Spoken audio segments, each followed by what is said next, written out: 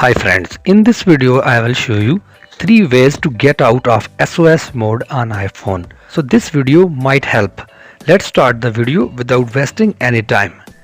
In first method, simply try turn on and off airplane mode from settings or from control center.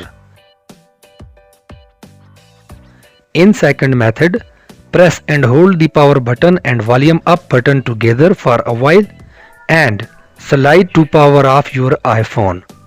After few seconds, power on your iPhone. Hopefully SOS problem will be solved.